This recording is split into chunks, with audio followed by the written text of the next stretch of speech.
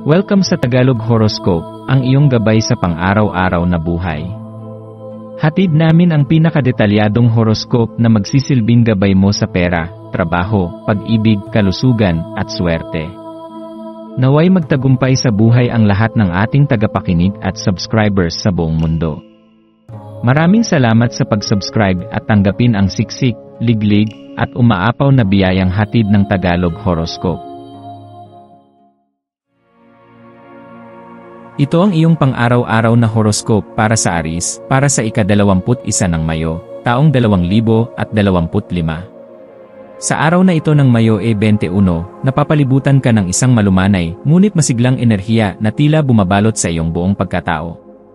Bilang isang Aries, taglay mo ang isang hindi matitinag na diwa na palaging nagtutulak sa iyo na magpatuloy kahit pagaano kataas at kahirap ang bundok na kailangang akyatin. Ang katatagan mong ito ang nagsisilbing ilaw sa gitna ng dilim, isang paalala na kahit patila laban sa iyo ang mundo, ang determinasyon mo ang laging magtuturo ng daan pabalik sa liwanag. Sa bawat hakbang na ginagawa mo ngayon, kahit gaano man ito kaliit, ay isa ng hakbang patungo sa tagumpay, pag-unlad, at higit pang pagkatuto. Tandaan mong ang bawat pagsubok na iyong hinaharap ay hindi lamang hadlang kundi oportunidad upang mas patatagin pa ang iyong loob at palalimin ang iyong tiwala sa sarili. Habang pinapanday mo ang landas ng iyong kinabukasan, bigyang halaga mo ang kahalagahan ng paglalagay ng matibay na pundasyon para sa buhay na sagana sa kalusugan, kasiglahan, at sigurado mong tagumpay. Ang pag-aalaga sa iyong katawan, damdamin, at kaisipan ay hindi lamang isang responsibilidad kundi isang uri ng pagmamahal sa sarili. Kapag masigla ang iyong pakiramdam, mas magiging malinaw ang iyong pananaw sa mga desisyong kailangang gawin at mas makikita mo ang kagandahan sa mga simpleng bagay. Sa simpleng pagngiti, sa pagbigay ng oras para sa sarili, o sa pagyakap sa isang mahal sa buhay, lahat ng ito ay bahagi ng pagpapanday ng mas magaan at mas may kahulugang buhay. Ngayong araw, paalalahanan mo ang iyong sarili na ang pagmamahal ay hindi laging kailangang ipagsigawan. Minsan, sapat na ang tahimik na pag-aalaga, ang simpleng pagdinig sa kwento ng isang kaibigan, o ang pag-abot ng tulong kahit hindi ito hinihingi. Ipinapaalala rin ng araw na ito na dapat mong ipahayag ang iyong pasasalamat sa mga taong mahal mo, sa mga nagbibigay sa iyo ng lakas at inspirasyon. Sa kanila mo matatagpuan ang tibay ng loob at inspirasyon upang patuloy na lumaban sa gitna ng mga hamon sa buhay. Sa pagbibigay mo ng pagmamahal at pagkilala, hindi mo lamang pinalalakas ang kanilang damdamin, kundi lalo mong pinapalalim ang koneksyong emosyonal na siyang bumubuo sa matatag na komunidad sa paligid mo. Ang impluwensya ng buwan habang ito ay nasa mapangarapin at malalim na tubig ng Pisces ay nagbibigay sa iyo ngayon ng mas matalas na imahinasyon at mas malalim na intuisyon. Maaaring mapansin mong ang iyong mga panaginip ay nagiging mas malinaw, mas makulay, at tila may mga mensaheng nais iparating sa iyo. Ang mga ito ay maaaring hindi lamang basta imahinasyon, kundi mga gabay mula sa mas malalim mong kamalayan, mga paalala, babala, o inspirasyon na makakatulong sa iyong personal na paglago. Bigyang pansin ang mga imaheng dumadalaw sa iyong isipan, sapagkat maaaring ito na ang susi upang maunawaan ang ilang aspeto ng iyong emosyon na matagal mo nang hindi hinaharap. Ang mga damdaming itinatago ay maaaring unti-unting lumitaw, at ngayong araw ay may pagkakataon kang harapin ito ng may pag-unawa at pagmamahal sa sarili.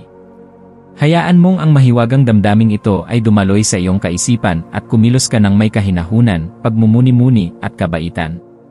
Sa pamamagitan ng pagyakap sa ganitong uri ng enerhiya, matututo kang makinig hindi lamang sa sinasabi ng iba kundi lalo na sa tinig ng iyong sariling damdamin.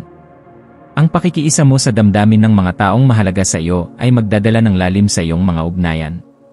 Sa pagtulong at pagbibigay suporta sa kanila, hindi mo lamang sila pinapalakas kundi pinapalalim mo rin ang sariling kakayahan mong magmahal at magbigay ng tunay na malasakit.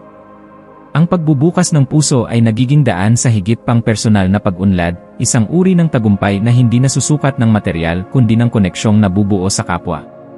Ang kosmikong enerhiya ng araw na ito ay maaaring gamiting gasolina upang mas mapalakas pa ang iyong paglalakbay patungo sa personal na paglago.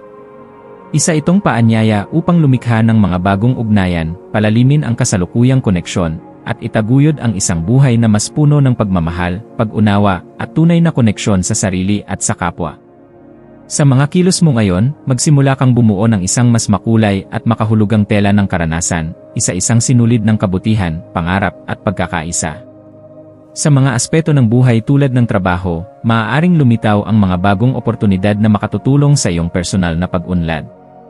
Mag-ingat ka lang sa pagiging impulsive o padalos-dalos sa mga desisyon. Gamitin mo ang karunungan ng karanasan at ang inspirasyon ng intuisyon upang makagawa ng tamang hakbang. Sa mga relasyon, mahalagang maging bukas sa komunikasyon, maging mapagpakumbaba sa pag-unawa sa damdamin ng kapwa, at huwag mahiyang ipakita ang tunay mong damdamin. Sa usaping kalusugan, gamitin ang araw na ito upang makapagpahinga, makapag-recharge, at mas kilalanin ang tunay mong pangangailangan. Pakinggan ang iyong katawan at irespeto ang mga hangganan nito. Ang iyong maswerteng kulay ngayon ay kulay rosas, na sumisimbolo sa kabutihan, pagmamahal, at katahimikan ng damdamin. Ang maswerteng mga numero para sa araw na ito ay 2, 7, at 21.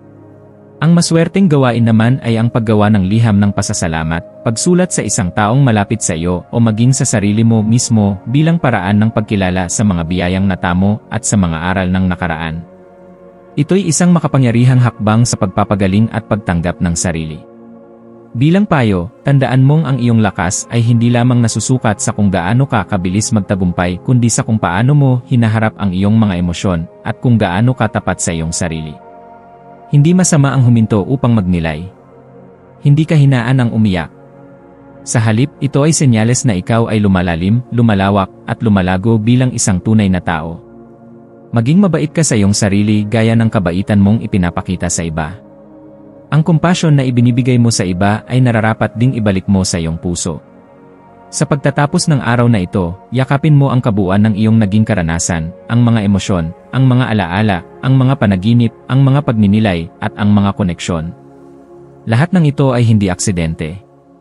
Lahat ng ito ay bahagi ng mas malawak na plano para sa iyong ikabubuti. Habang ang gabi ay dumarating, bigyan mo ang sarili mo ng katahimikan upang magpasalamat at maghanda sa panibagong araw na darating. Tandaan mong ang bawat araw ay isang bagong pahina ng iyong kwento, at ikaw ang may hawak ng panulat. Sulatin mo ito ng may tapang, pagmamahal, at walang takot sa kung ano ang maaaring mangyari. Sapagkat ang aris na gaya mo ay isinilang upang sumulong, lumaban, at magmahal ng buong puso.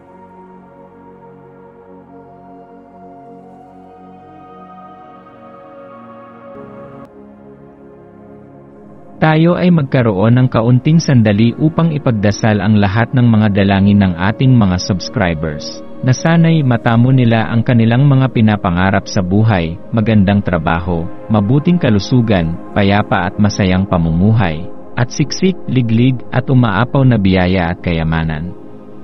Ipinagdarasal namin ng mataimtim ang lahat ng mga komento sa nakaraang video, at hinihiling namin, Panginoon, na pagpalain mo ang ating mga subscribers ng masayang buhay sa mundong ibabaw. Maraming salamat po. Maraming salamat sa panonood ng iyong horoscope ngayon araw. Naway gabayan ka ng mga bituin sa iyong landas.